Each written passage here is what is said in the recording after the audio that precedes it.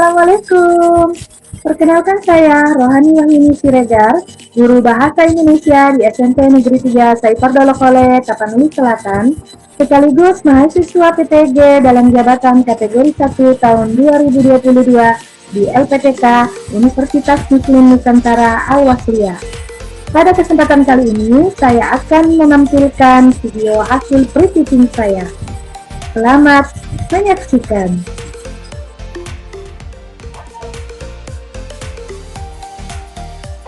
Assalamualaikum warahmatullahi wabarakatuh. Selamat siang anak-anak hebat. Selamat siang menjelang sore, Mam. Tetap semangat ya, meskipun kita kemarin libur dan cuaca hari ini sedang panas, tetapi kita harus semangat dalam belajar ya anak-anak. Ya, Bu. Baiklah anak-anak, sebelum memulai pembelajaran, ada baiknya kita berdoa. Siapa anak-anak ibu yang bisa memimpin doa? Saya, Bu. Ya silakan, teman-teman.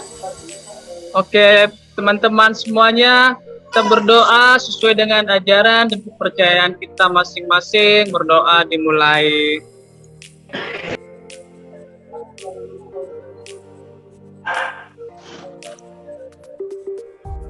Lima menit deh, ini arah waktu. Amin. Udah, Bu. Ya, terima kasih ya, Chef Yaman. Ya anak-anak, terlebih dahulu Ibu akan memeriksa kehadiran anak-anak Ibu hari ini. Apakah ada anak-anak Ibu yang sudah hadir? Ada, Bu. Ya, siapa Chef Yaman? Pak Sep-Ebe, Bu, belum masuk. Oh, KTD belum masuk ya? Apa tidak ada surat izinnya? Belum ada ya? Nanti kita tunggu Belum saja. ada, Murni lagi, Bu. Oh, Murni juga. Ada 2 orang ya? Kita tunggu saja nanti, mungkin ada surat izin yang menyusul kalau memang mereka tidak hadir ya kan? Tapi kalau misalnya hadir mungkin nanti akan segera menyusul. Baiklah, hari ini kita akan mempelajari KD 3.6 tentang struktur dan kaidah kebahasaan teks eksposisi. Ya, tetapi sebelumnya Ibu ingin bertanya tentang materi yang kemarin, yaitu di KD 5 tentang pengertian, ciri, dan jenis dari teks eksposisi. Jadi ini merupakan lanjutan dari materi kita yang kemarin. Jadi Ibu berharap anak-anak Ibu masih ada yang ingat apa kira-kira pengertian teks eksposisi? Siapa? Saya, Bu. Ya, siapa Pak Setiaman? Silakan, apa itu pengertian eksposisi? Teks eksposisi adalah teks yang berisi informasi dan pengetahuan. Ya, betul, bagus. Ada lagi yang bisa menambahi? Itu, Bu, si Reti, Bu. Coba dulu ya Reti, bisa ditambahi jawaban Setiaman itu sudah bagus, tapi bisa lagi dilengkapi, boleh. Bagaimana ya Reti? Lanjut, Bu. Lanjut ya. Jadi benar ya seperti yang dikatakan Setiaman tadi, bahwa teks eksposisi itu adalah teks yang berisi pendapat atau gagasan dan informasi tentang pengetahuan yang manfaatnya dapat menambah wawasan si pembaca. Ya, jadi jangan lupa, tetap harus diingat ya. Kemudian, Ya, Bu. ya. Kemudian ciri-ciri eksposisi, siapa yang masih ingat? Ayo, Bu. Ya, silakan Hendy. Ciri-ciri teks eksposisi. 1. Ya. Menjelaskan informasi atau pengetahuan mengenai topik tertentu. Ya. 2. Bentuk penulisan singkat, padat, dan jelas. Ya, betul. 3. Tulisan berisi fakta dan gagasan. Ya, betul juga. Ada lagi? 3 yang saya tahu, Bu. Oh, ada 3. Seharusnya ada 5 ya. Gimana dengan teman-teman yang lain bisa menanggapi jawabannya Hendy? Ada 2 lagi yang belum disebutkan. Jadi Saya, Bu. Siapa sebut namanya dulu biar Ibu tahu? Selviani Bu, saya Bu. Silakan, Selfie. Apa dua lagi kira-kira? Menggunakan bahasa baku Ibu. Ya, betul. Menggunakan bahasa baku. Terus Kemudian bersifat objektif. ya, bersifat objektif atau tidak memaksakan kehendak penulis kepada si pembaca. Bagus. Anak-anak Ibu saya lihat sudah banyak membaca di rumah dan mengulang-ulang materi sebelumnya saya rasa ya. Begitu juga dengan satu lagi pertanyaan Ibu. Siapa yang tahu jenis-jenis eksposisi apa-apa saja? Saya Bu. Ya, coba Risma. 1. Teks eksposisi definisi. Betul. 2. Teks eksposisi proses. Ya, betul. Cuman 2 aja Bu yang saya tahu Bu. Oh, cuma Saya, dua Bu. saja. Yang lain Saya, siapa Bu. ini? Siapa ini tadi? Sebut namanya. Saya Bu, Lesta Bu. Oh, Lesta, silahkan Lesta. Apalagi? Eksposisi pertentangan Bu. Kemudian ke apa Bu? Eksposisi laporan. Betul. Yang terakhir eksposisi perbandingan Bu.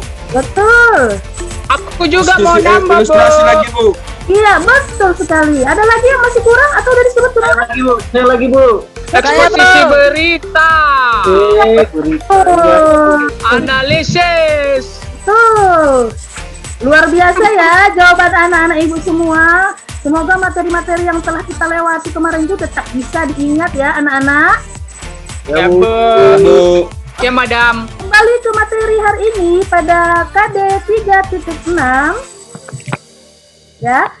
Jadi kalau kemarin kita membahas tentang pengertian, ciri-ciri dan begitu juga dengan jenis-jenisnya, pada hari ini kita akan membahas tentang bagaimana mengidentifikasi struktur unsur kebahasaan dan aspek lisan dalam teks eksposisi berupa artikel ilmiah populer yang berupa lingkungan hidup, kondisi sosial atau keragaman budaya yang diperdengarkan atau dibaca. Di mana di situ indikator pencapaian kompetensi yang ingin kita capai. Yang pertama, menganalisis struktur teks eksposisi.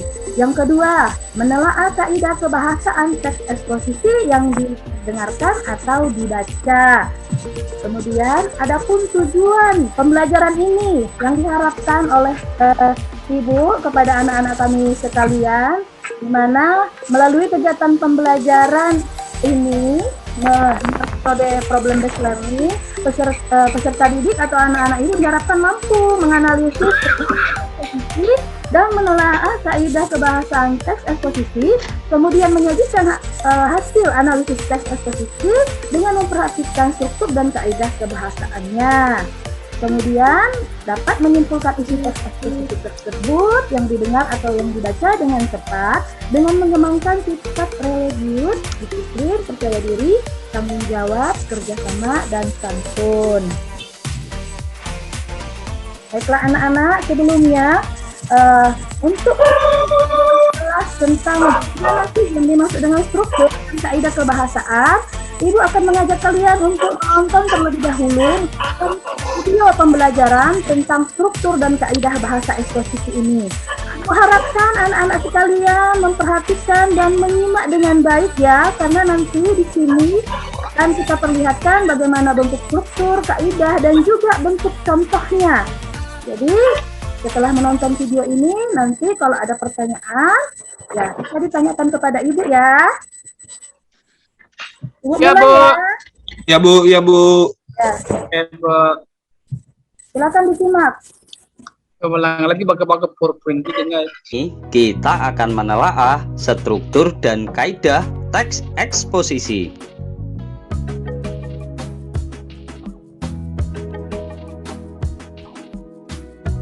Setelah mempelajari materi ini, kalian diharapkan mampu mengidentifikasi struktur dan unsur kebahasaan teks eksposisi yang diperdengarkan atau dibaca. Materi pembahasan dalam video pembelajaran ini meliputi 1. Struktur teks eksposisi dan 2. Kaidah kebahasaan teks eksposisi.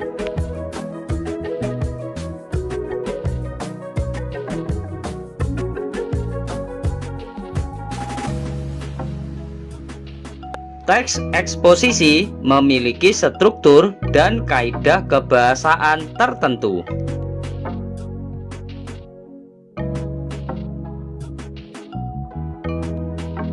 Pemahaman struktur dan kaidahnya itu sangat penting agar kita bisa membedakan teks eksposisi dengan jenis teks lainnya.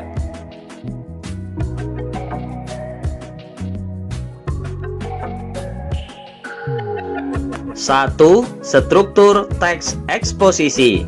Menurut Kosasih, struktur teks eksposisi terdiri atas 3 bagian, yakni tesis, rangkaian argumen, dan kesimpulan atau penegasan ulang.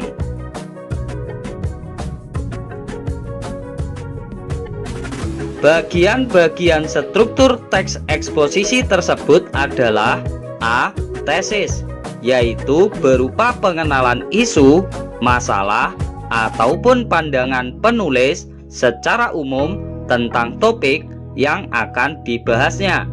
B. Rangkaian argumen, berupa sejumlah pendapat atau argumen penulis sebagai penjelasan atas tesis yang dikemukakan sebelumnya. Pada bagian ini dikemukakan pula sejumlah fakta yang memperkuat argumen-argumen penulis. C. Penegasan ulang, yaitu sebagai perumusan kembali secara ringkas. Bagian ini sering pula disebut kesimpulan.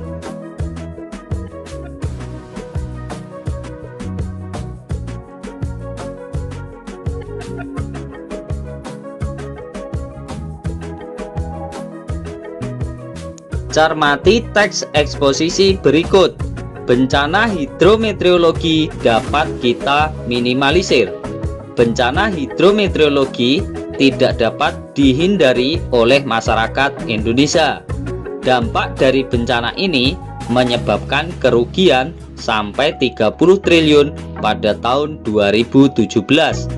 Hal tersebut termasuk kerugian yang sangat signifikan bagi pemerintah dan masyarakat.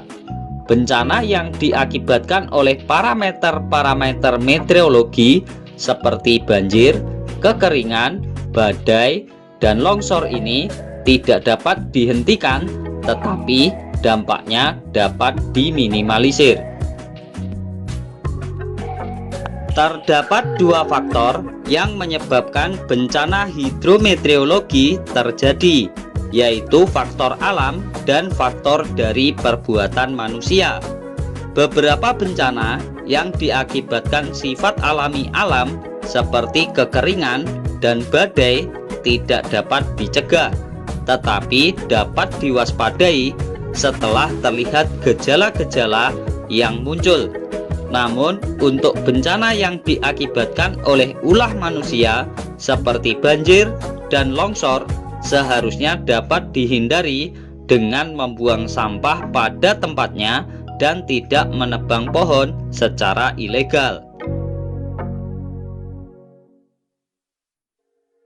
Sebagai manusia yang bermoral, kita harus menyadari bahwa kita hidup di alam dan alamlah yang menghidupi kita. Jika kita menjaga alam ini tetap lestari, maka bencana yang tidak diinginkan tidak akan terjadi.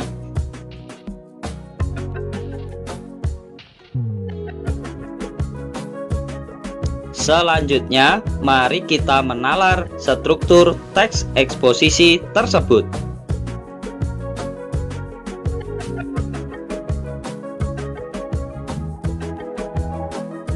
Bagian paling atas ini merupakan judul teks.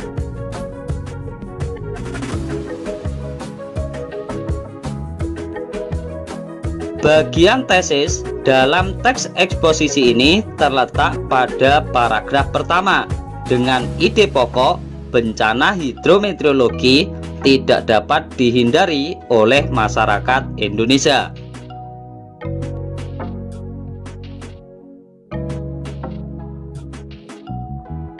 Rangkaian argumen dalam teks eksposisi tersebut terdapat dalam paragraf kedua, yaitu faktor-faktor yang menyebabkan bencana hidrometeorologi terjadi.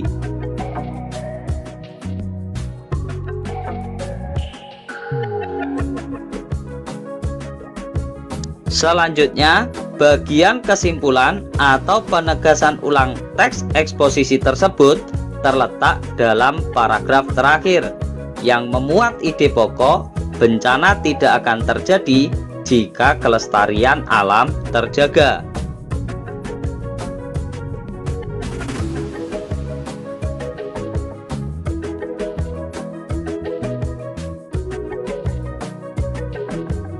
Dua, kaidah kebahasaan teks eksposisi. Teks eksposisi memiliki karakteristik kebahasaan atau kaidah kebahasaan sebagai berikut. A. Menggunakan kata-kata teknis atau peristilahan yang berkaitan dengan topik pembahasan. Contohnya, dalam teks bencana hidrometeorologi terdapat peristilahan seperti hidrometeorologi, signifikan, minimalisir, dan ilegal. B. Menggunakan kata-kata kausalitas yang menunjukkan hubungan argumentasi seperti jika, sebab, karena, dengan demikian, akibatnya, oleh karena itu, dan menggunakan kata-kata kronologis yang memuat keterangan waktu seperti sebelum itu, kemudian, pada akhirnya, ataupun menggunakan kata-kata yang menyatakan perbandingan atau pertentangan seperti sebaliknya, berbeda halnya, namun, dan sebagainya.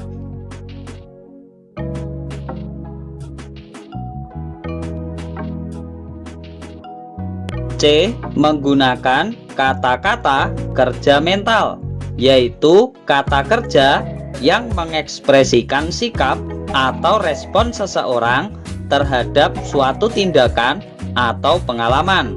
Contohnya, penggunaan kata diharapkan, memprihatinkan, memperkirakan, mengagumkan, dan sebagainya.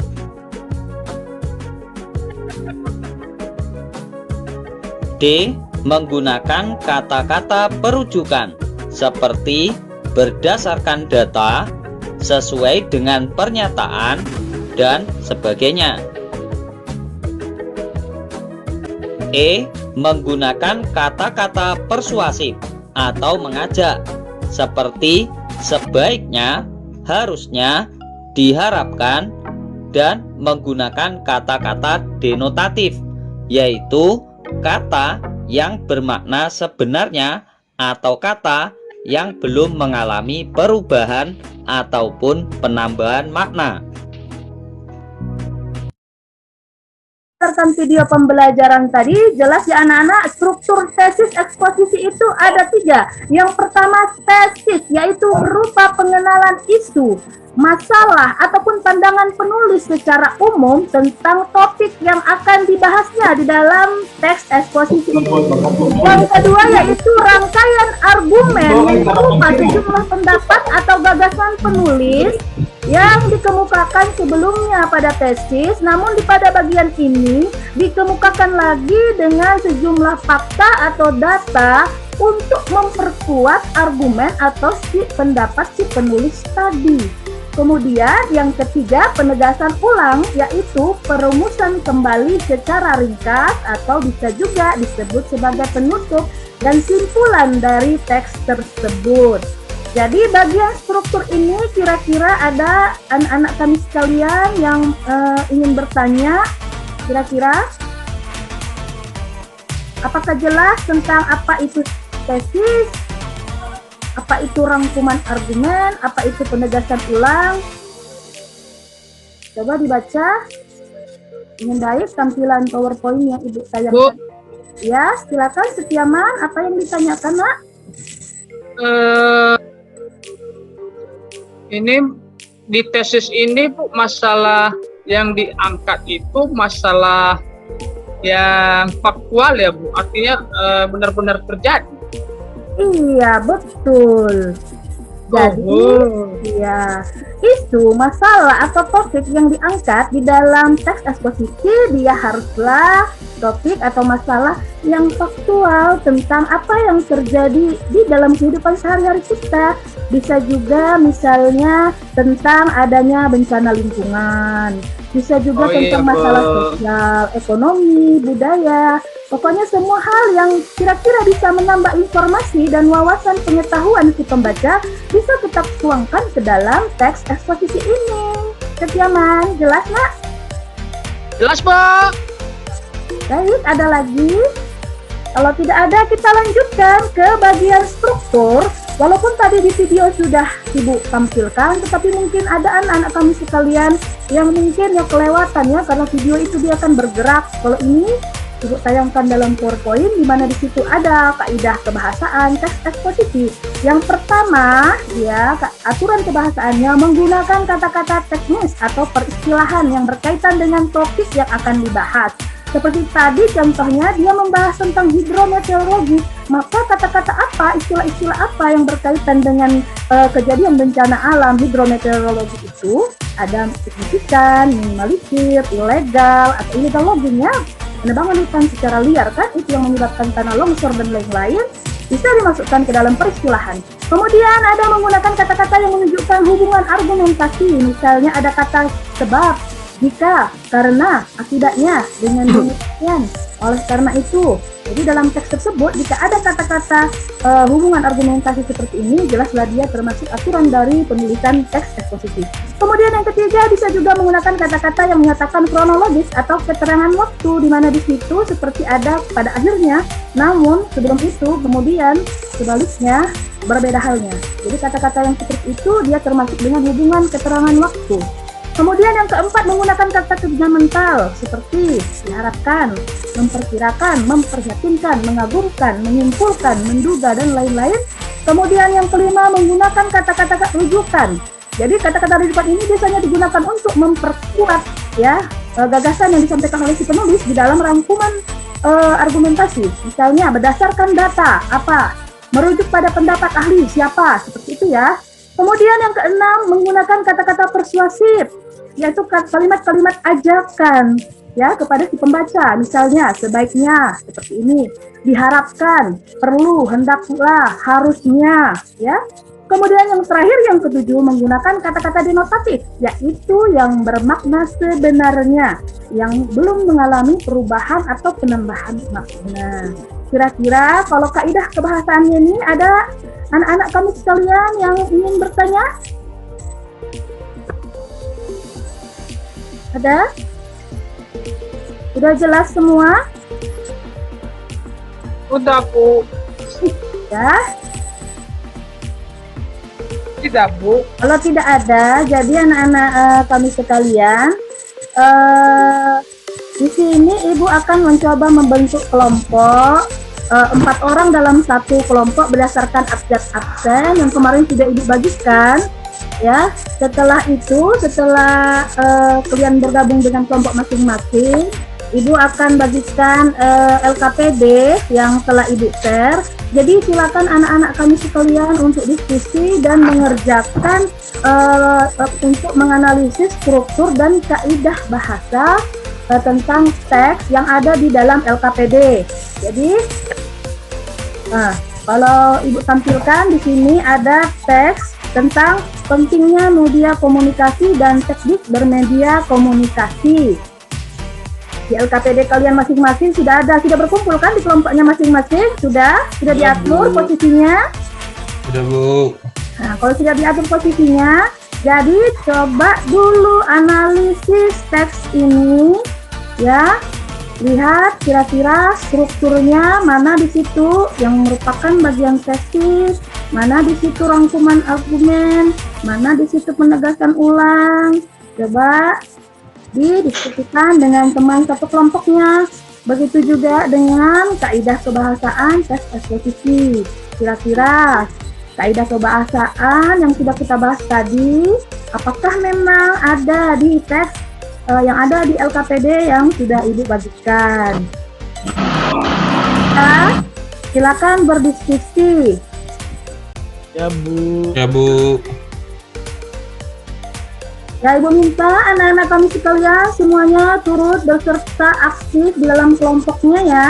Jangan ada yang cuma menyumbang nama.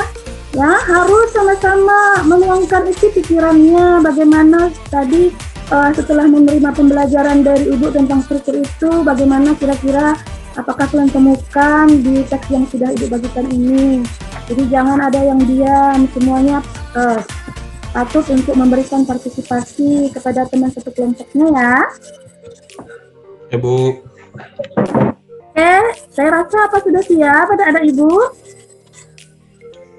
Belum Bu.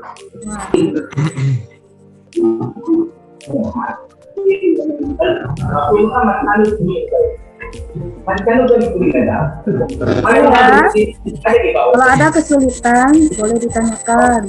Boleh sharing diskusi dengan kawan terlebih dahulu, tapi ya.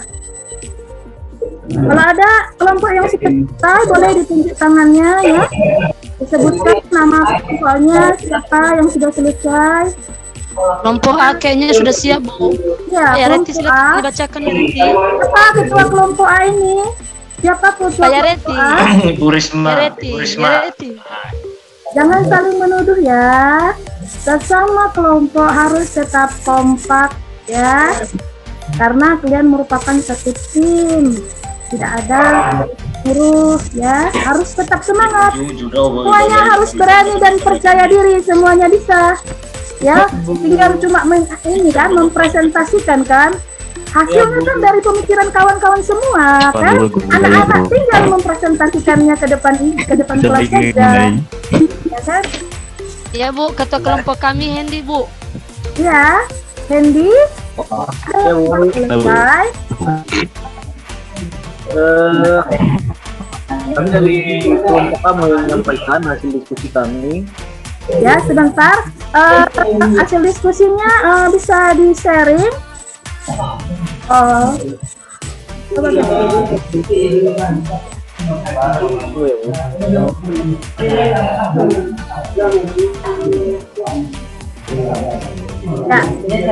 bentar ya, Ibu akan stop sharing supaya Bapak bisa men-sharing isi hasil dari diskusinya. Untuk kelompok A yang pertama, Hendy, coba jelaskan dulu tentang strukturnya saja dulu ya. Kaidah bahasanya nanti dilanjutkan oleh kelompok lain. Saya rasa kelompok lain juga ada yang sudah selesai ya kan? Ya Bu. Ibu, stop sharing bisa share oleh Hendy atau boleh kirimkan ke Ibu, nanti Ibu yang sharing atau Ibu saja yang sharing. Bagaimana? Boleh Bu, buat saya share juga nggak apa-apa Bu. Ya. Siapa yang sharing? Iya. Saya share yang Bu. Oh, Ibu saja. Ini sudah masuk ke WA Ibu. Nah, ini ya Hendy. Tugasnya ya. Ya, boleh Hendy dibacakan dulu hasil diskusi dari kelompok A. Bagaimana kira-kira itu hasil dari analisis struktur eksposisinya? Jadi dari hasil analisisnya Bu, itu kami dari judul pentingnya media komunikasi dan teknik bermedia komunikasi bahwa paragraf pertama itu merupakan tesisnya Bu. Ya. Merupakan tesisnya. Lalu rangkaian argumennya itu dimulai dari paragraf yang kedua Bu. Yang kedua ya. Populer, ya. Iya Bu, nih. Paragraf kedua, ke paragraf kedua saja. Oh, ada 3 paragraf ya, Hendy ya. Sampai 3 paragraf Bu. Oh, sampai 3 paragraf itu semua termasuk dari rangkuman argumen ya. Iya, rangkaian argumennya Bu. Ya, kemudian penegasan ulangnya di mana? Yang penegasan ulang kami buat yang paragraf terakhir Bu. Karena dia menggunakan konjungsi karena dampak, artinya dia menekan kembali Bu. Ya. Ulangnya ada. Menegaskan kembali tentang apa dampaknya tadi ya. Iya Bu. Iya, jadi gimana, ada pendapat dari teman-teman dari kelompok lain tentang hasil dari analisis Bapak Hendy ini? Apakah sama dengan hasil dari kelompok lain atau jangan-jangan ada perbedaan? Ayo dari kelompok lain, kelompok B, kelompok C, kelompok D, ayo silakan. Kalau tidak ada, sampaikan. Kalau ada, juga sampaikan. Kira-kira apa bedanya hasil yang dikerjakan oleh kelompok A ini dengan kelompok kalian? Ya, kelompok B sama tidak? Siapa Sama, kelompok Bu. Ya, siapa Sama. kelompok B? Ya, kelompok B siapa yang mau berbicara ini? Boleh, bukan hanya ketua ya. Boleh, ketua anggota semuanya bisa berpartisipasi. Ya, hulu kelompok B, perwakilan kelompok B hasilnya sama. Ya, Bu. Sama? Oh, sama. Ya, kalau memang sama semua kelompok mengerjakannya dan tidak ada perbedaan, berarti anak-anak kami sekalian hebat karena sudah mampu ya memahami tentang bagaimana itu struktur dari teks eksposisi. Betul ya? Di paragraf pertama itu adalah tesis. Memang pernyataan umum itu selalu berada di awal paragraf, di mana di situ penulis mengenalkan tentang masalah apa yang akan dibahasnya di dalam teks eksposisi di situ. Jadi di judulnya tadi pentingnya media komunikasi dan teknik bermedia komunikasi. Di paragraf pertama jelas ya pengenalan isunya tentang media komunikasi elektronik yang sangat penting dan bagaimana cara kita dapat memanfaatkan penggunaan media tersebut, ya kan? Begitu juga dengan rangkaian argumen. Rangkaian argumen ini memang pasti ya isinya lebih banyak, makanya terdiri dari beberapa paragraf. Kenapa? Karena di dalamnya selain ada gagasan si penulis, juga dimasukkan di dalamnya fakta-fakta berdasarkan data tentang apa yang mendukung dari pernyataan umum yang dikemukakan tadi di tesis, ya kan? Di situ di paragraf kedua dipaparkannya bagaimana di situ tentang media komunikasi berbentuk gawai atau HP yang ya saat dulu mungkin tidak terlalu banyak digunakan dalam pembelajaran, tapi sekarang sangat dipergunakan atau sangat diperlukan untuk proses kegiatan pembelajaran dan pendidikan. Karena apa anak-anak? Karena semasa kita pandemi, bagaimana? Pembelajaran yang kita laksanakan banyak menggunakan pembelajaran online. Ya, Bu. Banyak menggunakan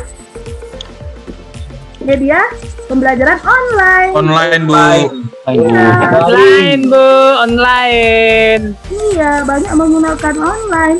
Tapi begitu pun memang tergantung kita yang menggunakannya. Kalau kita menggunakannya dengan secara positif, maka yang dibawa juga hasilnya positif.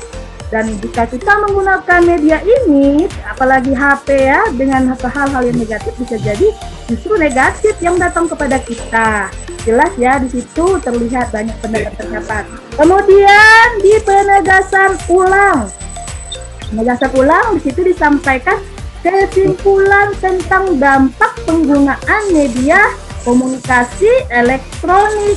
Dan juga di situ dijelaskan saran tentang bagaimana seharusnya kita bijak dalam menggunakan media komunikasi ya. Ini seperti penggunaan dari handphone. Iya. Jadi jelas ya. Oke.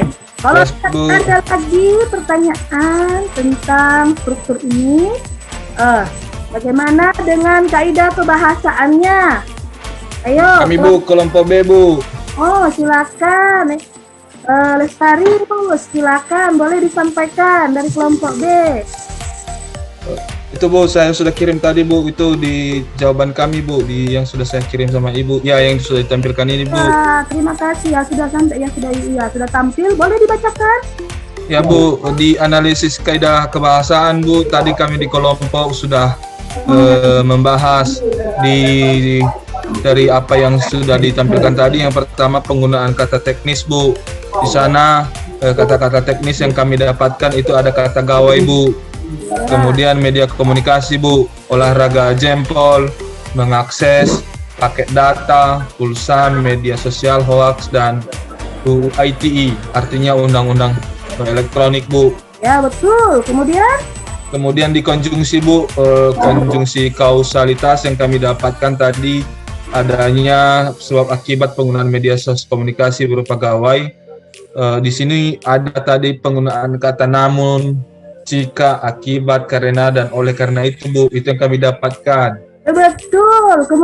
Kemudian tadi kami dapatkan Bu lagi konjungsi kronologis Bu, seperti yang Ibu jelaskan tadi. Kami mendapatkan kata sebelum, pada masa, kini, mulai, dan sampai Bu. Ya. Kemudian kami dapatkan penggunaan kata kerja mental Bu, yang bentuknya mental verbal. Kata-katanya itu Bu kami dapat tadi kami diskusikan, ada kata mendukung, mempermudah, diingatkan Bu. Ya, betul. Ada lagi? Berikutnya Bu, kami ada kata perujukan seperti kata berdasarkan data Bu, berdasarkan data kata perujukan. Meskipun tidak ditunjukkan dalam bentuk konkret Bu, tapi yang dimaksud teks tersebut penulis ingin menunjukkan dengan argumentasi bahwa efek dari penggunaan media sosial atau media komunikasi yang salah akan memiliki dampak seperti yang ditunjukkan melalui data yang sudah banyak beredar. Kata perujukan dapat memperkuat rangkaian argumentasi dan dalam teks eksposisi tadi Bu itu kami lihat. Betul. Ada lagi? Yang terakhir Bu, kata-kata persuasif. Secara umum, tapi kami lihat tadi berada di akhir teks posisi itu Bu, yang fungsinya membujuk dan ajak Bu pembaca terhadap topik yang dibicarakan. Dalam teks tersebut, penulis menggunakan kata perlu dan harus ada penekanan Bu. Iya, betul. Di sana. Terima kasih ya Lesarius, jawabannya sungguh bagus-bagus. Tadi juga Hendy juga sudah menjawabnya dengan bagus. Tetapi kita tanya lagi ke teman-teman yang lain dari kelompok lain, apakah kira-kira ada perbedaan, ada yang mau ditambahi, atau bagaimana? Atau ada tanggapan yang lain? Ada? Dari kelompok yang lain ada tidak? Anak-anak Ibu? Pas Bu, pas. Pas? Sesuai tidak dengan yang dikerjakan oleh kelompok lain? Pas Bu, sama Bu. Oh, sama, hebat. Berarti anak-anak Ibu hebat semuanya ya. Iya Bu, pintar-pintar anak-anak Ibu di sini, pintar-pintar. Alhamdulillah kalau pintar-pintar semuanya ya. Baik anak-anak Ibu yang hebat, saya rasa anak-anak kami mengerjakannya sudah dengan sangat bagus dan kompak ya, sehingga dapat mengerjakan tugas yang Ibu berikan ini dengan sebaik-baik mungkin. Tetapi karena ini Ibu rasa waktu sudah habis ya? Belum Bu, 5 menit lagi. Belum Bu, 5 menit lagi Bu. Belum? Kalau belum tidak apa-apa, tetapi kalau 5 menit lagi mungkin agak tanggung ya kalau misalnya kelompok lain ditampilkan dan rata-rata hampir sama isinya, ya kan? Maka dari itu Ibu akan mencoba dulu sekilas untuk menyimpulkan kira-kira apa sih pembelajaran kita pada hari ini. Bagi teman-teman yang kelompok lain, jangan lupa walaupun yang belum tampil, tetap tugas-tugas LKPD-nya itu nanti dikumpulkan kepada Ibu ya, anak-anak. Ya Bu. Semua. Jadi, kesimpulan pembelajaran hari ini yaitu bahwa struktur teks eksposisi itu terbagi 3, yaitu tesis, rangkuman argumentasi, dan penegasan ulang. Sedangkan kaidah kebahasaannya itu yaitu terdiri dari kata-kata teknis, kata-kata yang berhubungan dengan hubungan argumentasi, kata-kata yang menyatakan hubungan kronologis, kata kerja mental, kata-kata rujukan, kata-kata persuasif, dan kata-kata denotatif yang bermakna denotatif ya. Ya. Jadi ada apa anak-anak? Jadi anak-anak, materi-materi hari ini harus tetap diingat ya, karena nanti akan masih tetap terkait dengan materi yang akan kita terima di pertemuan berikutnya ya. Ya, materi kita berikutnya anakku untuk pertemuan selanjutnya itu tentang menulis teks eksposisi. Jadi kalau kalian sudah tahu pengertiannya, cirinya, jenisnya, begitu juga dengan bentuk struktur dan kaidahnya, maka kalian diharapkan kalau sudah menguasai konsepnya pasti juga harus mampu untuk menuliskan teks ini. Sehingga untuk pertemuan berikutnya persiapkan dirimu. Kata di situ ada materi menulis teks eksposisi. Ya anak-anak. Ya Bu. Baiklah anak-anak sekalian, karena waktu sudah habis, ya Ibu tutup dulu pembelajaran pada hari ini. Terima kasih untuk hari ini. Semoga kita sehat-sehat semuanya ya. Salam sehat dan semangat. Assalamualaikum. Selamat siang anak-anak. Yang Bu.